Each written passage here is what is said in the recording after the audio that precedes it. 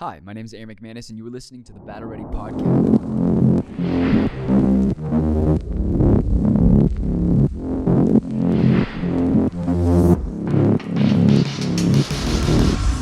I'm here with my dad, Erwin. It's so good to be here with you today, buddy. And you were at a special place this week. You were at TED.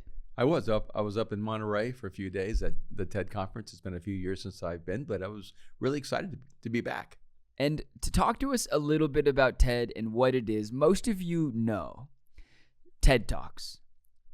Yeah, of course, TED stands for Technology, Entertainment, Design. Of course. And I've been probably to about 20 different TED conferences, both in U.S. and across the world. So over the last 15 years, right? Yeah, maybe Okay. 20. And before they were releasing the talks. Right. In Monterey before it went public and before it started traveling. And so I was one of the TEDsters. Yeah. And frankly, I think the first 5 years that I went, it was life-changing for me and really invigorating. And I would always feel as if I gained so much, so many insights, so much inspiration. And so I was always a huge advocate for it. Yeah. And I thought it was strange that a lot of Christians didn't feel like TED was a good place. I'm like, wow, this is crazy. This is the cutting edge of innovation, thought, design, imagination. Yeah. Did you enjoy yourself this last week? Well, this week was a little bit tougher for me. I mean, Monterey is beautiful. Well, one, I wasn't feling great, so I was a little bit sick. But not COVID.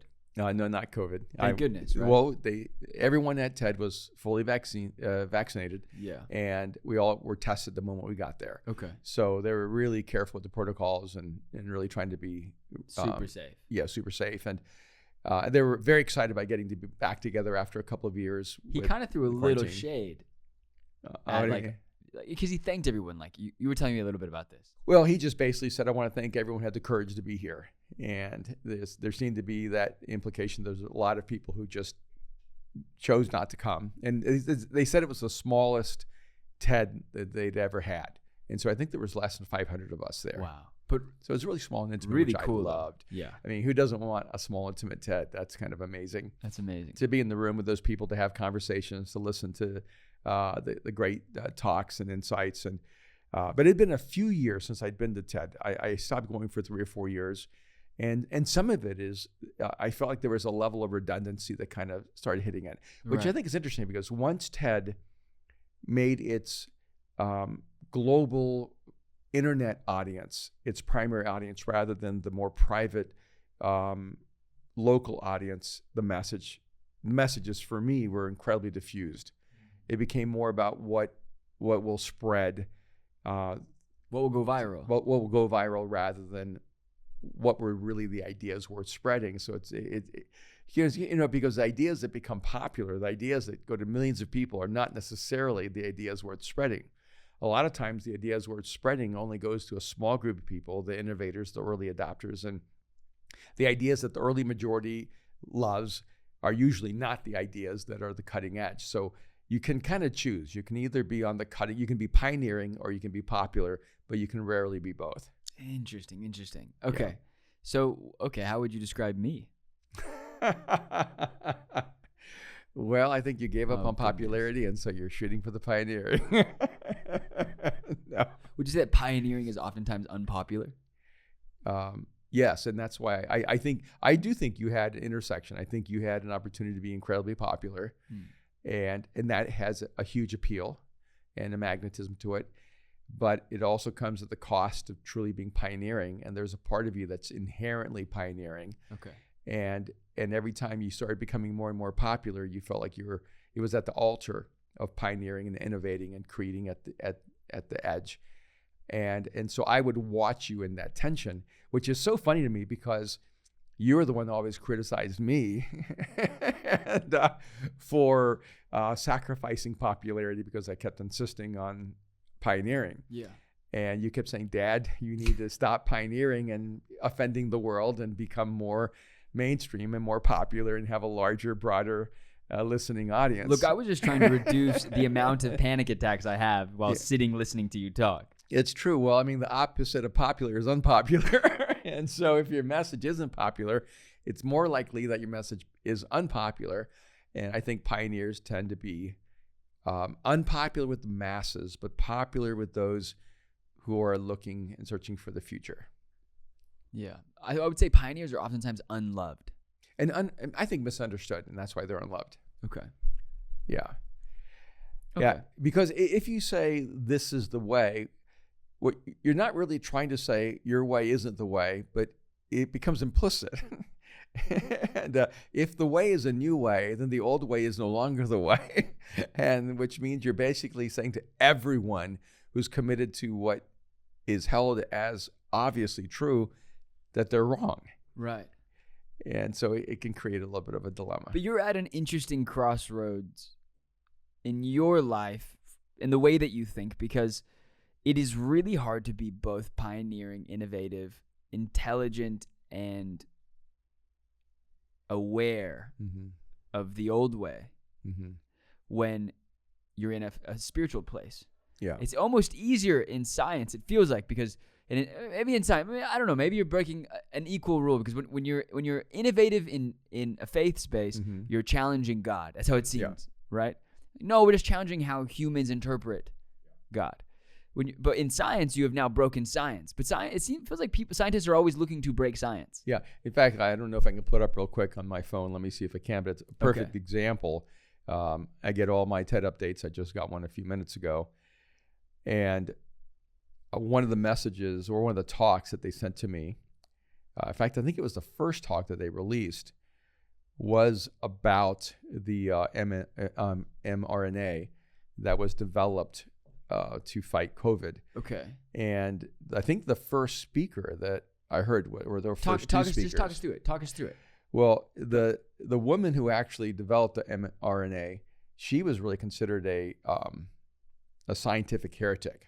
Maybe, Brooke, you can find her name. But I remember early on when we were first dealing with COVID and dealing with the issues of the quarantine, I started hearing about this woman who had developed, or had not developed, but had done all this research on the mRNAs and how she was working on this genetic, cellular approach toward fighting viruses. And it was a complete aberration from everything science knows, everything science trusted, everything science was doing. And it was only because of the COVID crisis, because of this global pandemic, that her research was even reconsidered. I mean, she really was on the outside. And so I was listening to a couple of scientists that were describing why the mRNA was having such a difficult time being effective. And they said it's basically a super fragile vaccine, and that they didn't have the right packaging. So the way they explained it was, if you're sending a glass vase through UPS, you have to do two things. You have to make sure it has the right address so it gets where it's supposed to go. And you have to make sure it has the right kind of packaging. And they didn't have a bubble wrap for the vaccine. So every time they tried to put it into, whether it was an animal or human, the vaccine would break down and it would be too broken to make a difference, or it would go to the wrong place. And so they couldn't get to the right place, and they couldn't get there fully capable of dealing with viruses. And so a whole team of scientists had to surround the work of the mRNA to be able to get the vaccine to do what it's supposed to do. And frankly, I was so grateful that they were able to explain things at my level of thinking. And because I get UPS and I get getting things broken, I get things going to the wrong address, but it made more sense to me that you have to figure out how to get the vaccine to the right place, do the right thing. You have to get it there unshattered. Right. At the same time, what really helped me realize was that even with science, the heretics are the one who invent the new way to go forward, because now this approach toward dealing with diseases, which was considered not only just unorthodox, but really irresponsible, now will probably be the future in dealing with all major diseases and probably diseases we thought were incurable, or at least we haven't really succeeded with. And this moment of invention created the room for innovation, which is a great reminder to me, because you see, it's only when you have a crisis that is big enough where we become open to innovation, we become open to new ideas. If everything is sort of status quo and everything's working okay, we're really okay with, let's say, 40% effectiveness. You can have an old approach, an old strategy, and it used to be effective at 100%, but the world is changing, the situation is changing, and now it's only effective at 35, 40%. Right. But you're not going to give up on it because you're still having 35, 40% success. Right. And here somebody comes along and says, no, you can do it this way. And at first you're going to have 5% success. Right. But I guarantee if you stay with it, you'll end up having 80, 90, 95% success. You're going, well, when you get to the 95%, come back and talk to me. But I'm not going to leave my 35% success for a 5% success with the potential of 95. But we don't realize that 35% success is diminishing every year. And it's dropping and dropping and dropping. A lot of people who are against innovation, a lot of people who are fearful of change, stay with an old idea when it's no longer effective. And you can look at Blockbuster, perfect example, right?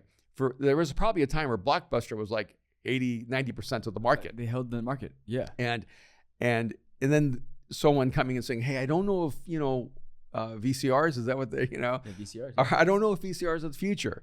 All right, well, we can adjust it was VCR, VHS, and then DVDs, right? Yeah. And then and can you imagine being in the room at Blockbuster going, look, we have the market, we have the audience, we have the mailing list.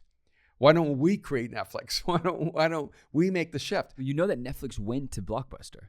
I did not know that. They went to Blockbuster and offered to sell to Blockbuster and said, you guys will do brick and mortar and we'll be the online streaming side. Mm-hmm. They needed the money to do it, and Blockbuster laughed at them and said, no.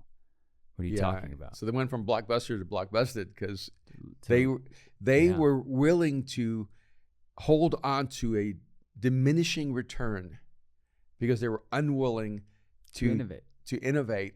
And this is where I think the dramatic difference is.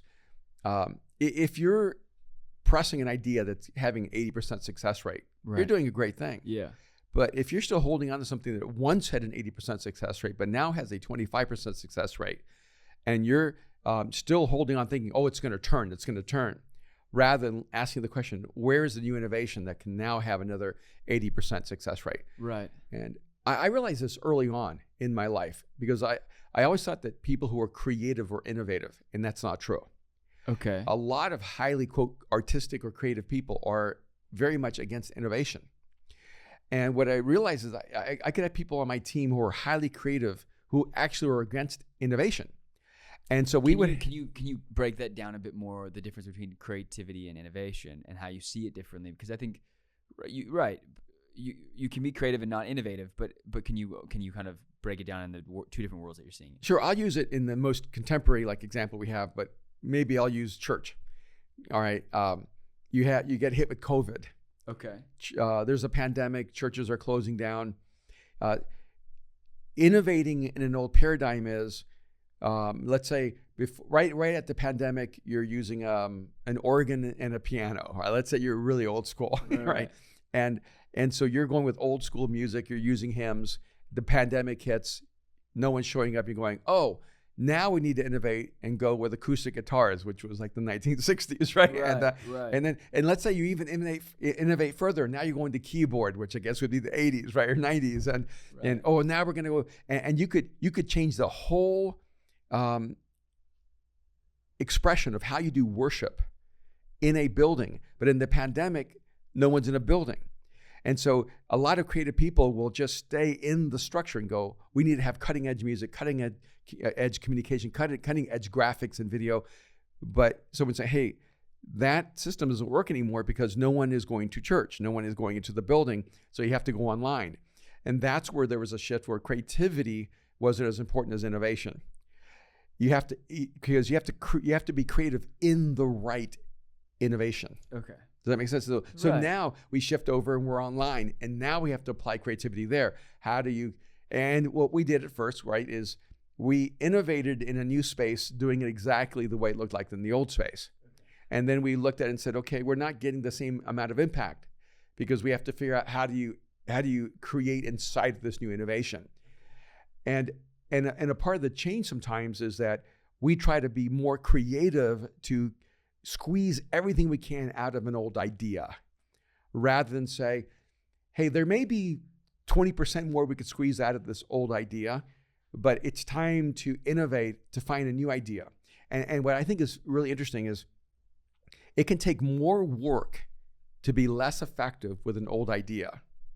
It'll take less work to be effective with this new idea. You just have to hold on to it until it actually... I don't agree with you that statement. No. It is so much more work with a new idea. So it always is more work. I'm not saying it's less work. I'm saying the work produces less outcome. Like okay. Maybe re-explain that. See, when you have an old idea, okay, you have to work harder to get any result out of it.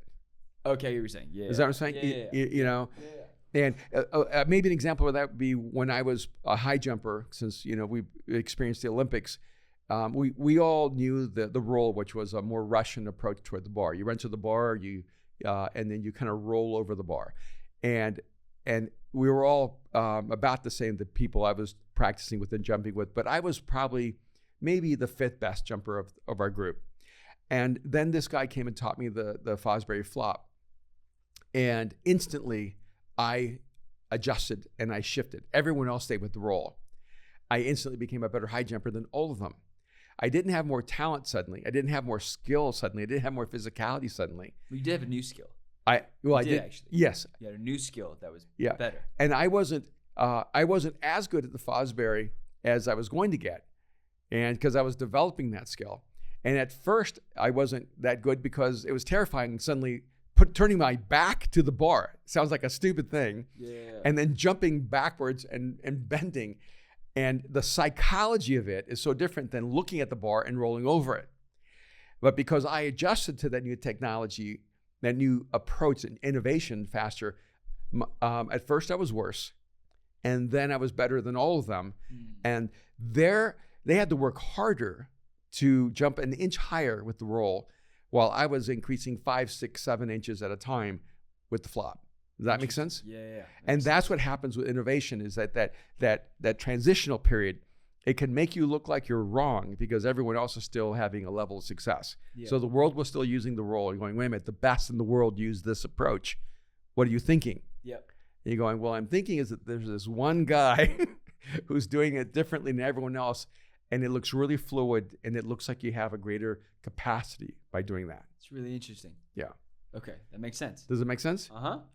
And so part of the reason I go to things like TED is to keep my mind pliable and open to what are the new innovations, what are new ways of thinking, what are the new approaches, what are the new perspectives, to always try to have new eyes. And part of the reason I think it's really important is because I'm not a botanist.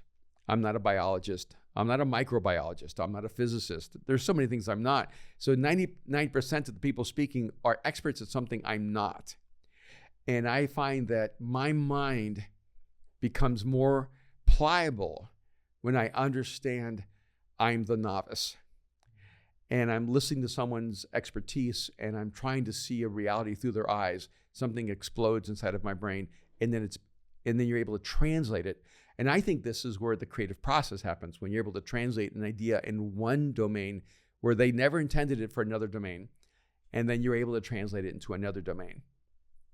And that's even the idea of like cell replication, and how that idea became so significant in churches around the world. And realizing, oh wow, the way that the body replicates cells, maybe that's the way that the church could actually replicate small groups. Or there's so many different ways. You look at like fat cells are one cell that gets larger, and a lot of times churches that only focus on what they do on Sunday are just like a fat cell, and it just gets bigger and bigger and bigger, but it doesn't replicate itself in a healthy way. But healthy cells actually have an ability to replicate themselves, and so that you can learn things from all different kinds of fields if you are willing to open your mind to transfer the idea to other domains. So say I have identified that I am not an innovator and that I don't see myself as a creative. Mm-hmm. And what do? Who can I look towards? Is it to listen to TEDs? Is it go on YouTube? Who are the right people to look to? And if this is the tough thing, right? Because I think you can point them in the right direction, but if you haven't given them the right tools to receive things, mm-hmm. how do you look at new information in a way? How do you have fresh eyes? How do you constantly look at new information and pulling out little things here and there? Yeah, and you're like the consummate toolbox guy. You will figure out how to give people the tools to help them. Yeah. And I think not everyone is structured to be a pioneer. No. I don't need them to be a pioneer. Yeah. They're back in the suburbs, living their best life, you know. But they want to keep relevant. They want to keep moving forward. Yeah. They want to try to bring what's going on in front of them to where they're at. Yeah. How do you help them do that? How do you give them new eyes to see? I think first of all, you have to work from actual need. It's not innovation for innovation's sake or creativity for creativity's sake. It's asking, how do we help people? And I think one of the most challenging things is to be honest and go, how we're doing this isn't actually helping people. And so you have to begin with the actual intention. What are you trying to do? Are you actually trying to see people's lives transformed? You're trying to see people become healthier. You're trying to see more people come into a life-changing relationship with Jesus. Whatever your particular outcome goals are, you have to be ruthlessly honest with yourself and say, are we accomplishing that? So this is what I would say. If you're someone and you're going, okay, look, maybe I'm not an innovator, maybe I'm not even a creative, maybe I'm not even interested, but now you've kind of opened my eyes that I need to see what is happening in the future. I think oftentimes it is just that sometimes and oftentimes we leave our eyes closed. That's right. The future is right in front of us happening. Yes. And instead of, like, I know the future is Reels and TikTok and all of these XYZ things on social media. I for a long time tried to keep us out of it because I didn't want to deal with it. Yeah. And then I realized it was costing us effectiveness. Mm-hmm. And so I wouldn't say that we innovated, but once we step into the space, we'll start creating and innovating inside that space. So how do you get someone? I mean, this happens throughout history, time and time again. People used to ride horses, and then people started driving cars. People started using gas cars, and now they're driving electric cars. Right, but that's a perfect example. Yes. If Henry Ford had done a survey, and asked people, "Do you need this vehicle I'm creating?" they would have said, "No, we need better horses." Right. They would have said, "We need a better carriage." Right. Innovate how my horses. We need a candle that lasts longer, not electricity. Right. Yeah. And that's why you cannot create the future through consensus. Okay. And when the majority of people agree with you, you're already living in the past. You truly have to go into a new lane to drive a new vehicle. Yeah. So how do you help people create the need inside of a structure that is so stuck in the past? It's, I did that. Is it possible? I tried to do that. And I think, people talk about transitioning organization. I go, I don't know if you transition organizations. I think you actually have to transition people. You're talking about creativity and innovation. Yeah. So how do if I'm someone who has a really hard time seeing the future, is there anything I can do to open my eyes to a new reality? Yeah, there's some practical things. First of all, listen to people that you disagree with.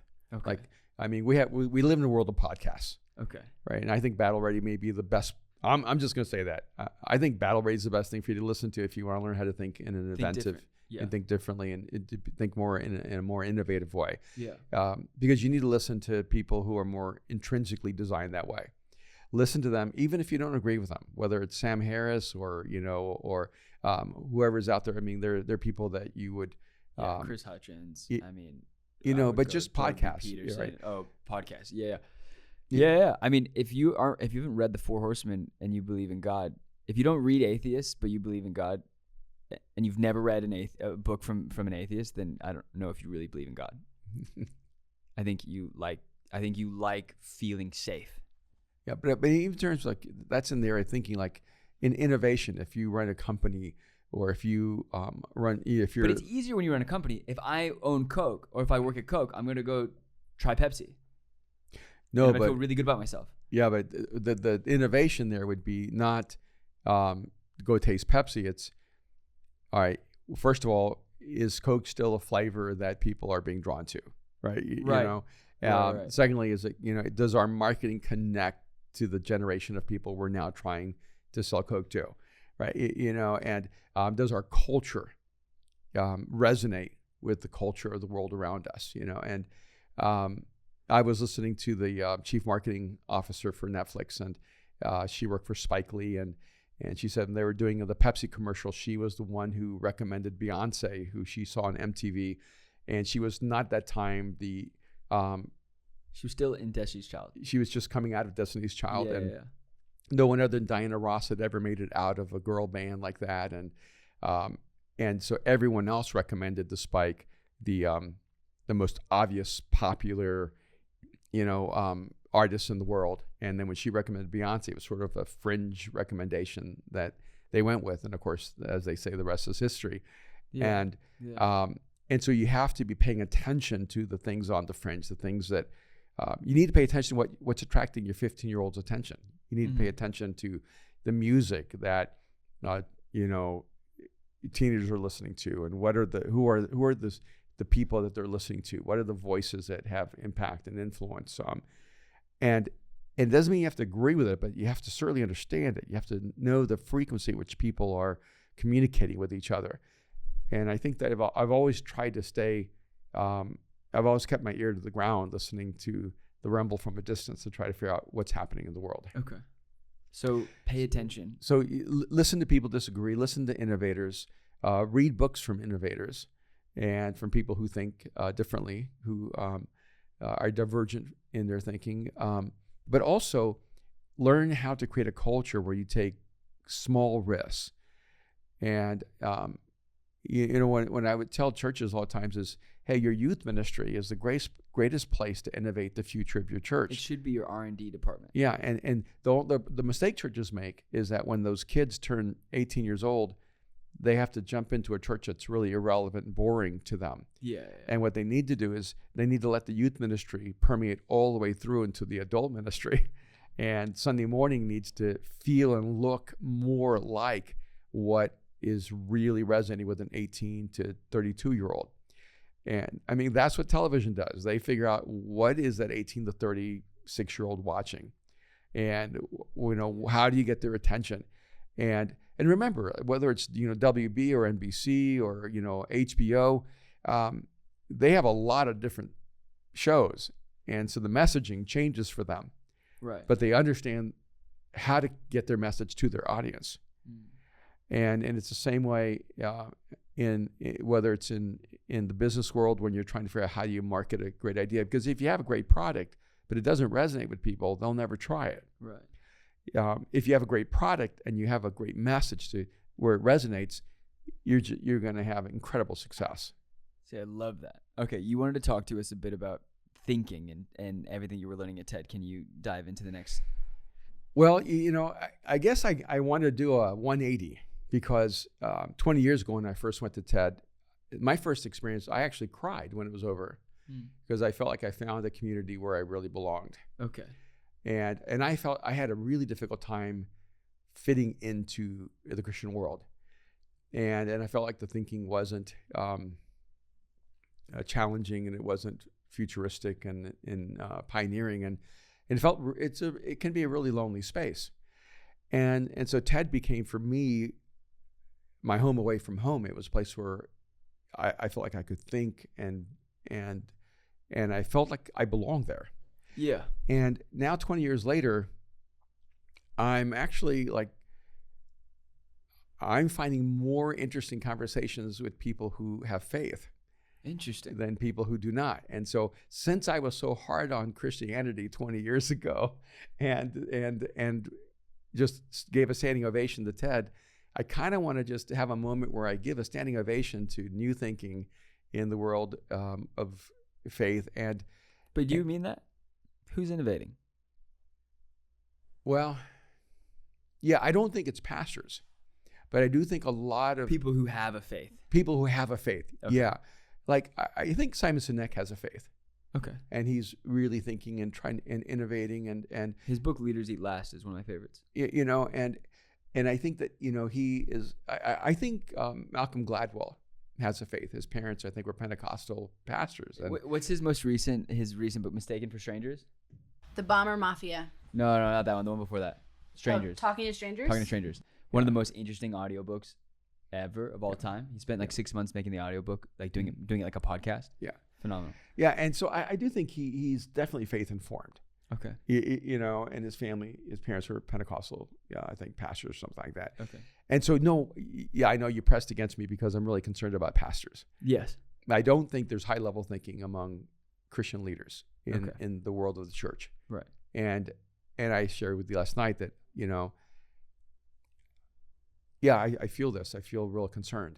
And I'd like to find a way to elevate the thinking of young leaders across the world. And I would almost like, if I could do one thing with the rest of my life, is I would like to create a think tank where I help elevate the thinking of people who believe in Jesus. So my question would be this: it's not for the lack of intelligence among pastors. No, I think that's the odd thing, is that we actually get along with people really, really well, and then when they get on stage, we're questioning, where did this come from, or who is this person on here?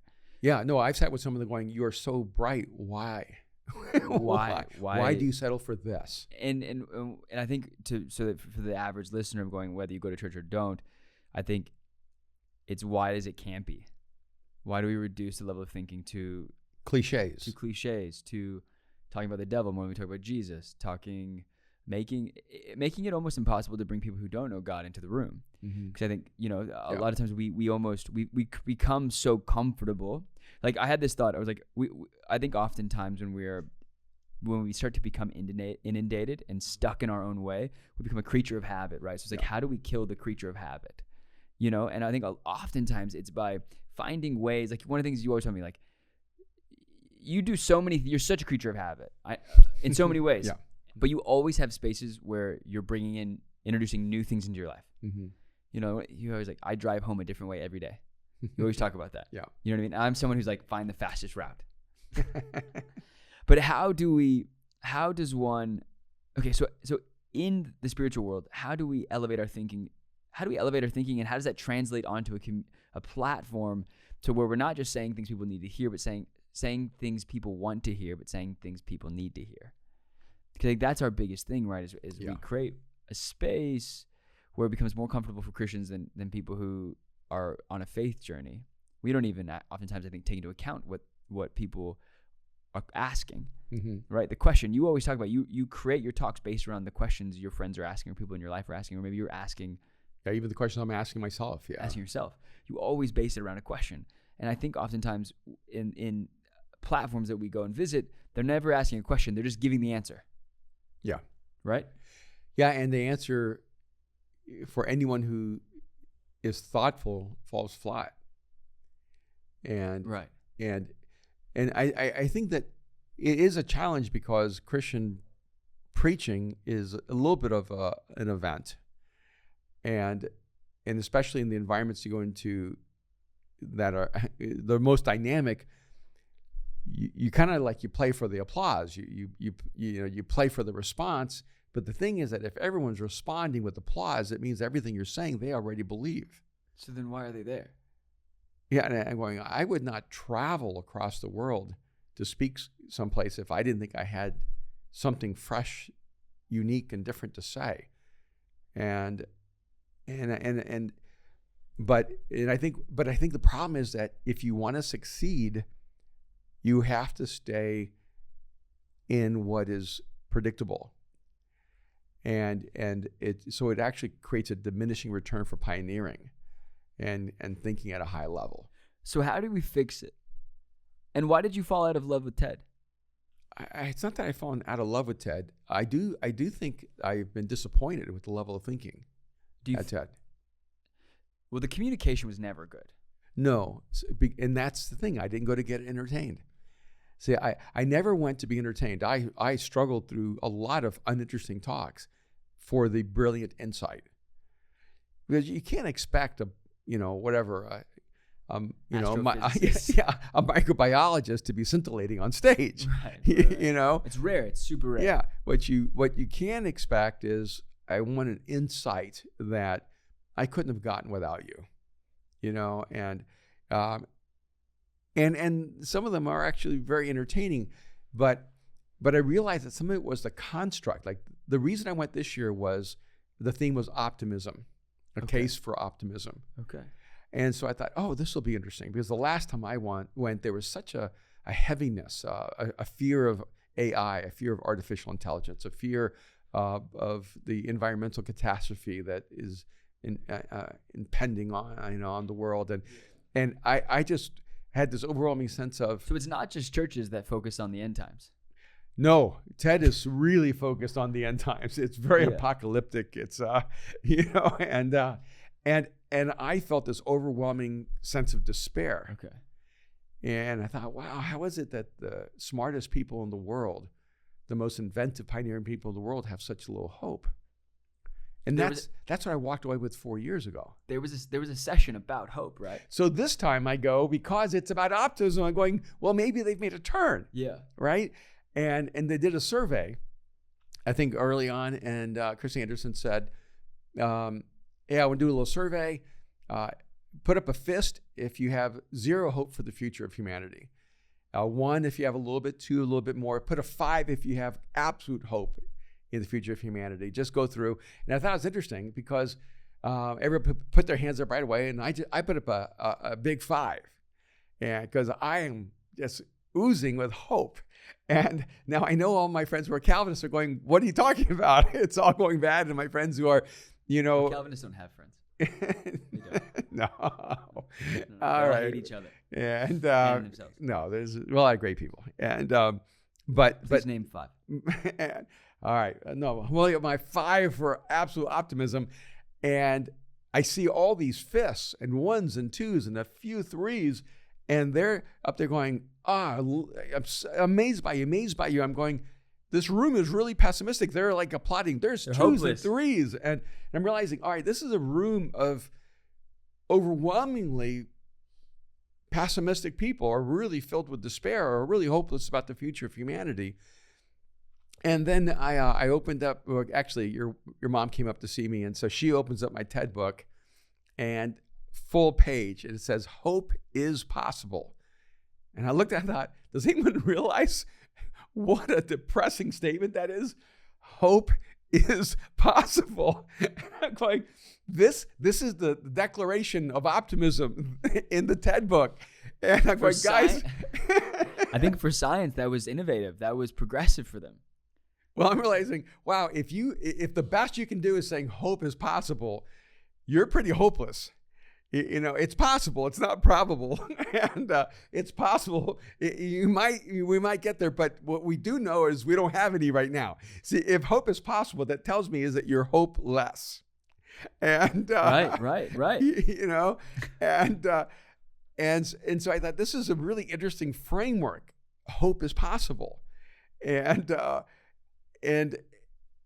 I'm going, no, like hope is essential. See, that's what it should say. Hope is essential. Hope is essential. That human beings cannot live without hope. Right. The moment you begin to exist without hope, you move toward despair and depression. And no wonder we have a culture that's struggling with anxiety and panic attacks and depression and despair and languishing. And there was a whole talk on languishing, that everyone is just sort of like, that people aren't, they're not depressed, but they're in a funk. They're in a funk. That's it. That's the word. They're in a funk. They're languishing. I think funk is a way better word than languishing. But yeah, that lack excitement about life. And I'm going, that's because you don't have hope. You need hope to get up in the morning. You need hope to believe that tomorrow can be better than today, that your life can be better than it is, that you can be better than you are. And so I thought, here I am, because I have such great respect for TED. And you do it. You're still going to go probably. I love this group. Yeah. But I'm going, you're the pioneers. You're the pace setters of human ethos and culture, and you're saying hope is possible, rather than like we should be saying it's irrepressible hope. It's like we are overwhelmed with hope for the world. And so then that caused me to do a little more reading in the notebook, and in the opening page it says this. I'm going to read this. It's quoting David Deutsch. And this is the TED structure, the framework for optimism, which I think is really important. It says, optimism is the proposition that all evils are due to a lack of knowledge, and that knowledge is attainable by the methods of reason and science. Now, without even dissecting that just leaves me so flat. I'm going, really, this is what optimism is. And I'm going, wow, this is the most inspiring statement you could put about optimism. Right. So I'm just going to break this down a little bit. First of all, I was impressed that they actually used the word evils. Right. Because I was talking to another one of my friends who doesn't believe in evil at all, doesn't believe there's evil or Satan or hell or anything negative. He thinks it's all good. Right. So I thought, well, it's interesting here that this is a secular humanist kind of environment and a very atheistic culture.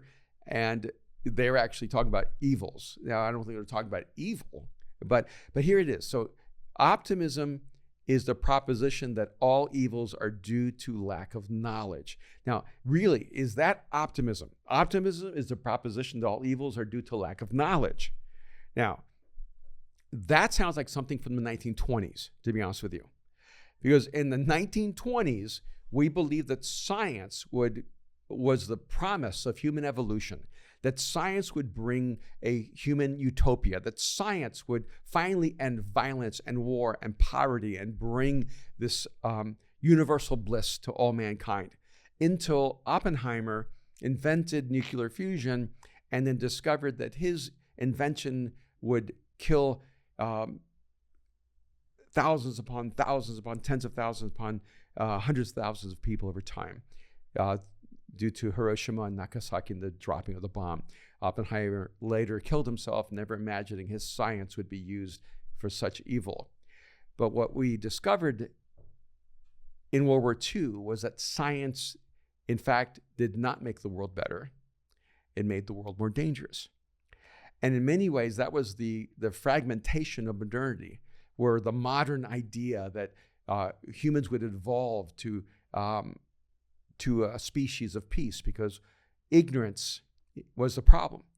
But the problem is that knowledgeable people are incredibly evil as well.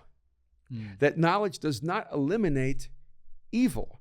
That Osama bin Laden was educated, that Adolf Hitler was educated, that Fidel Castro was educated, that to believe that the oppressing class of China and Russia, that Putin is not educated and is absurd.